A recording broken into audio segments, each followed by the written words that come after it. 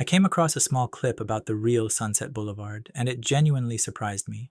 It takes us to the apartment, the mansion, even the old pharmacy, and finally to Paramount Studios itself. I never realized how many of these places still existed. Here is the clip.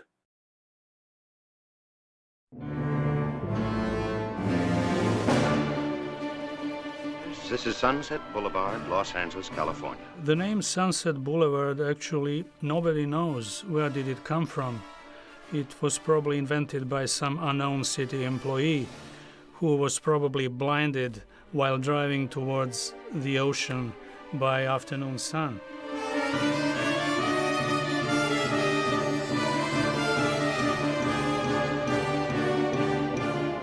Sunset Boulevard is full of really archetypical Hollywood locations, famous places that audiences would recognize. Where do you live? Hollywood, Alto Nido Apartments. Alto Nido Apartment is the place where William Holden's character lived in, and the building still stands on Ivor Avenue and was recently seen in Brian De Palma's movie The Black Dahlia. The driveway William Holden used after a car chase was actually the entrance to the first house of Vincenta Minnelli and Judy Garland in Brentwood. It was a great big white elephant of a place. The kind crazy movie people built in the crazy 20s. The house where Gloria Swanson lives in the movie was located at the northwest corner of Wilshire and Irving Boulevard. And the house was built for United States Consul in Mexico and was later purchased by oilman J. Paul Getty, whose wife conducted an acting school in the house. The house didn't have actually the swimming pool, so Paramount had to build a fake one without any plumbing.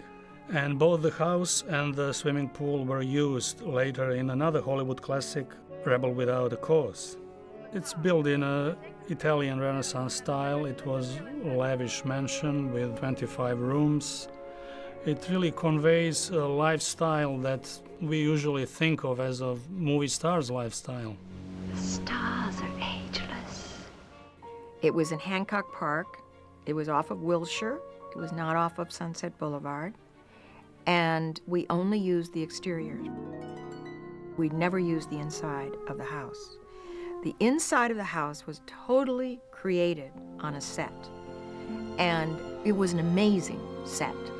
The house itself was destroyed in 1957 to make way for the high-rise headquarters of the Getty Oil Company. I drove down to headquarters.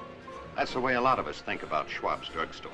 For whatever reason, probably its location, Schwab's became kind of the unofficial office of a lot of people, low-level people in Hollywood. It was centrally located right in the heart of downtown Hollywood, and it was basically a drugstore with a soda fountain counter. Lana Turner was actually said to have been discovered at the lunch counter at Schwab's drugstore. Whether it happened or not, who knows, but it was a famous place in the minds of audiences in America in 1950 when the film was released. Contrary to common belief, Lana Turner was not discovered there, and the Schwab just used the story as a publicity tool. A lot of celebrities went there. Charlie Chaplin, Harold Lloyd, Betty Davis, all of them actually used the Schwabs at the corner of Crescent Heights and Sunset Boulevard. And it was destroyed in the 80s to make way for the shopping mall. I had an original story kicking around Paramount. That was the main gate to the studio, and it was built in 1926 in Spanish Renaissance style.